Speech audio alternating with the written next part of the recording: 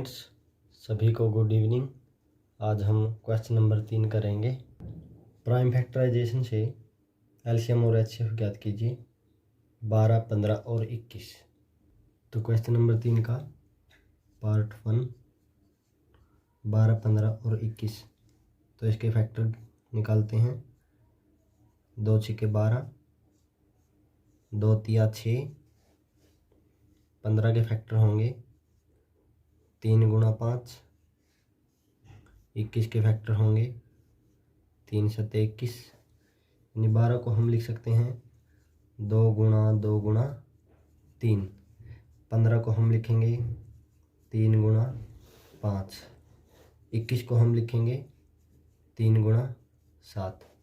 HCF ज्ञात करने के लिए हम कॉमन नंबर लेते हैं, तो इन तीनों में जो कॉमन है वही अपना एचसीएफ होगा। यानी 3 ही तीनों में कॉमन है, इसलिए अपना एचसीएफ क्या होगा, 3 होगा। एलसीएम ज्ञात करने के लिए हम क्या करते हैं, इनको पावर के रूप में लिखेंगे। 2 की पावर 2, 3 की पावर 1। यहाँ भी 3 की पावर 1 है और 5 की पावर 1, 7 की पावर 1 और 3 की पावर 1।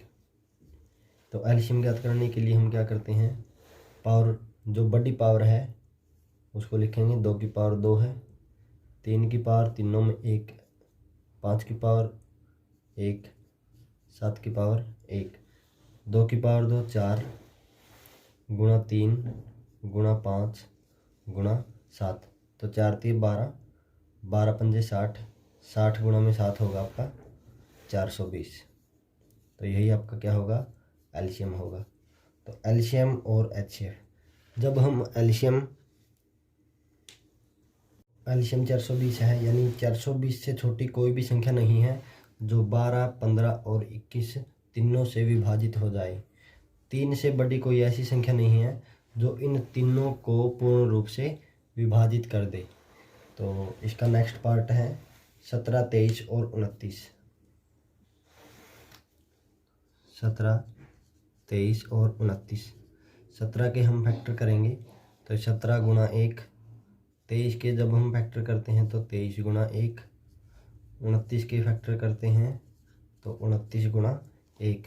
एचसीएफ के लिए क्या करेंगे, तीनों में कॉमन नंबर लेंगे और तीनों में कॉमन नंबर क्या होगा, 1 होगा।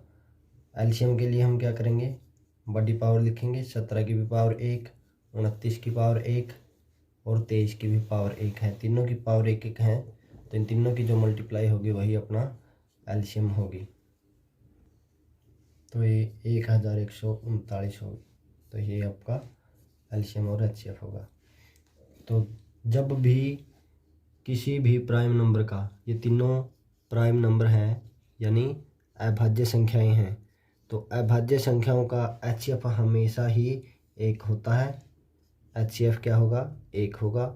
और एलसीएम होगा उनकी मल्टीप्लाई यानी प्रोडक्ट होगी। जब भी आपको कहीं 2 अभाज्य संख्या दिखाई दे या 3 अभाज्य संख्या दिखाई दे, तो उन सभी की मल्टीप्लाई एलसीएम होती है और एचसीएफ हमेशा ही 1 होता है। और क्वेश्चन नंबर 3 का पार्ट 3 आप खुद कीजिएगा। क्वेश्चन नंबर 4 है, इसमें दिया है एचसीएफ, 2 नंबरों का एचसीएफ दिया है 9 और 2 नंबर है इसमें 306 और 657। एलसीएम ज्ञात कीजिए। इन दोनों का हमने एलसीएम ज्ञात करना है। तो हम जानते हैं, we know that product of both number is equal to LCM into HCF. तो दोनों नंबरों की जो प्रोडक्ट है, मल्टीप्लाई है, वो किसके बराबर होती है, एलसीएम गुणा एचसीएफ के बराबर होती है।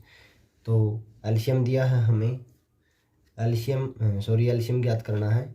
एचसीएफ दिया है 9, तो एलसीएम ज्ञात करना है। मल्टीप्लाई में है, इधर आके क्या होगी, डिवाइड में होगी। तो बटा 9, इसको 9 से कैंसिल करेंगे। 9 तिया 27, शेष 3, 9 चौके 36, यानी 34 से गुणा 657, और ये आपका होगा एलसीएम। तो इन दोनों की जो गुणा होगी वो होगी 22,338 होगी। तो ये आपका होगा एलसीएम। एलसीएम क्या है? इन दोनों से विभाजित होने वाली छोटी से छोटी संख्या है। क्वेश्चन नंबर 5 है अपने पास।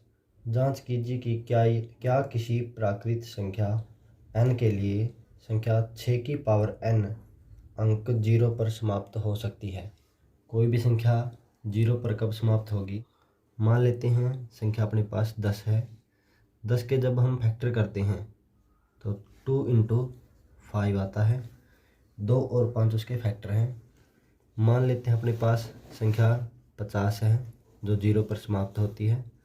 तो यहाँ पर इसके फैक्टर करते हैं तो यहाँ 25, फिर 5 पे 5, यानी 2 × 5 × 5, या हम इसको लिख सकते हैं 2 की पावर 1 × 5 की पावर 2। मान लेते हैं अपने पास संख्या 100 है। जब हम इसके प्राइम फैक्टर करते हैं तो यहाँ 50, 2 से फिर डिवाइड करेंगे इसको 25, यहाँ पर 5 × 5, यानी 100 के प्राइम फैक्टर होंगे वो होंगे 2 × 2 × 5 × 5, यानी 2 की पावर 2 गुणा 5 की पावर 2। यानी कोई भी संख्या जब 0 पर समाप्त होती है तो उसके प्राइम फैक्टर 2 और 5 अवश्य होने चाहिए। यानी कोई भी नंबर जब 0 पर समाप्त होती है, जब 0 पर समाप्त होती है तो उसके प्राइम फैक्टर यानी अभाज्य गुणनखंड 2 गुणा 5 के रूप में होने चाहिए, या हम बोलें 2 की पावर m गुणा 5 की पावर m, या हम इसको लिख सकते हैं इनके रूप में होने चाहिए। कोई भी संख्या 0 पर समाप्त होती है तो उसके अभाज्य गुणनखंड 2 और 5 होने अवश्य हैं। यदि 2 और 5 के अलावा कोई और अभाज्य गुणनखंड दिखाई दे तो उसका मतलब ये है वो संख्या 0 पर समाप्त नहीं होती, यानी उसके इकाई का अंक 0 नहीं है। तो प्रश्न संख्या 5 में पूछा गया है कि 6 की पावर n ये संख्या 0 पर समाप्त होती है। जांच कीजिए। n एक प्राकृत संख्या है। प्राकृत संख्या वो होती हैं जो 1 से शुरू होती हैं, जैसे 1 2 3 4 5, ये सभी प्राकृत संख्या है। तो यदि हम 6 और 6 की पावर 1 रखते हैं तो ये होता है 6। 6 की पावर 2 है, इसका मतलब है 6 गुणा 6 यानी 36, जिसका भी इकाई का अंक 0 नहीं है। 6 की पावर 3 रखते हैं, इसका मतलब है 6 गुणा 6 यानी ये हो जाएगा 216, इसका भी इकाई का अंक 0 नहीं है। या हम इसको ऐसे बोल सकते हैं कि कोई भी संख्या 6 है उसका प्राइम फैक्टर करते हैं तो प्राइम फैक्टर आते हैं अपने पास 2 × 3, यानी 6 के अभाज्य गुणनखंड 2 × 3 हैं, जहाँ पर 5 नहीं है। यानी 2 और 5 की गुणा करने पर ही इकाई का अंक 0 होता है, लेकिन इसके अभाज्य गुणनखंडों में 3 है। 3 के पहाड़े में कभी भी इकाई का अंक 0 नहीं आता। तो इसीलिए कोई भी संख्या 6 की पावर n के रूप में है तो वह कभी भी 0 पर समाप्त नहीं हो सकती।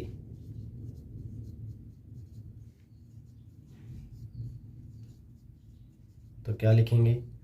यहाँ पर लिखना है कि 6 के अभाज्य गुणनखंड 2 × 3 है, इसलिए यह संख्या कभी भी 0 पर समाप्त नहीं हो सकती। अभाज्य गुणनखंड 0 पर समाप्ति के लिए 2 × 5 होना अनिवार्य है। आप जानते हैं कि भाज्य संख्याओं के जो प्राइम फैक्टर यानी अभाज्य गुणनखंड है, तो इसकी पहचान यही है कि अभाज्य गुणनखंड 2 या 2 से अधिक होने चाहिए, 2 से अधिक होने चाहिए। यानी कोई भी संख्या जिसके प्राइम फैक्टर या तो 1 या संख्या खुद, इनके अलावा कोई भी प्राइम फैक्टर हो तो वह संख्या भाज्य संख्या होती है, कंपोजिट नंबर होती है। पास है 11। 11 एक अभाज्य संख्या है, लेकिन जब हम इसके मल्टीप्लाई में 3 लिखते हैं तो यह एक भाज्य संख्या हो जाती है, क्योंकि 11 तिया 33। यह संख्या 11 से विभाजित होती है और 3 से विभाजित होती है। जो संख्या एक और अपने आप को छोड़कर किसी अन्य से विभाजित हो तो वह संख्या कौन सी संख्या कहलाती है? भाज्य संख्या कहलाती है। इसलिए अकेली 11 तो एक अभाज्य संख्या है, लेकिन इसके साथ या मल्टीप्लिकेशन किया जाए तो वह संख्या भाज्य संख्या बन जाती है। तो यहाँ क्वेश्चन नंबर 6 दिया है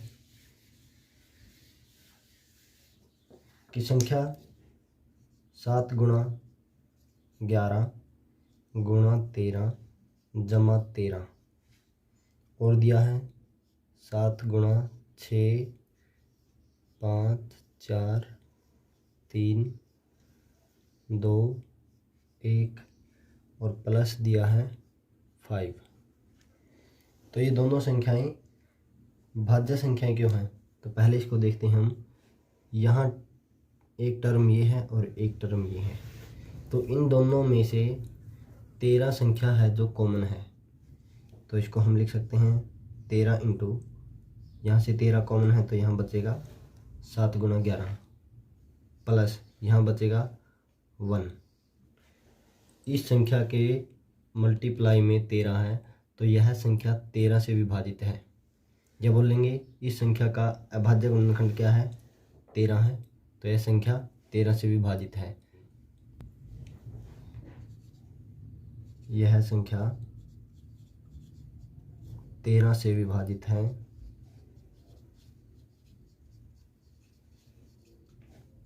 इसलिए यह भाज्य संख्या है। यह हम बोल सकते हैं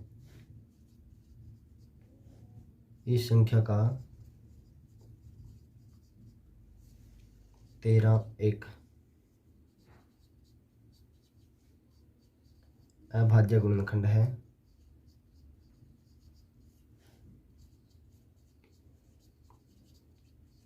इसलिए यह एक भाज्य संख्या होती है। यह भाज्य संख्या होगी। यहाँ से हमें इन दो टर्मों में 5 कॉमन आता है, तो यहाँ से 5 कॉमन लेने के बाद यहाँ बचेगा 7 इंटू 6 इंटू 4 इंटू 3 2 गुणा 1 और यहाँ बचेगा 1। तो यह संख्या 5 से विभाजित है। इस संख्या का 5 एक अभाज्य गुणनखंड है, इसलिए यह संख्या भाज्य संख्या होगी, इसलिए यह भी एक भाज्य संख्या है। तो ये दोनों आपको समझ आए होंगे। किसी खेल के मैदान के चारों ओर एक वृत्ताकार पथ है। इस मैदान का एक चक्कर लगाने में सोनिया को 18 मिनट लगते हैं, जबकि इसी मैदान का एक चक्कर लगाने में रवि को 12 मिनट लगते हैं। मान लीजिए वे दोनों एक ही दिशा में और एक ही स्थान पर एक ही समय चलना प्रारंभ करते हैं। कितने समय बाद वे प्रारंभिक स्थान पर मिलेंगे? तो रवि को समय लगता है, रवि एक चक्कर लगाने में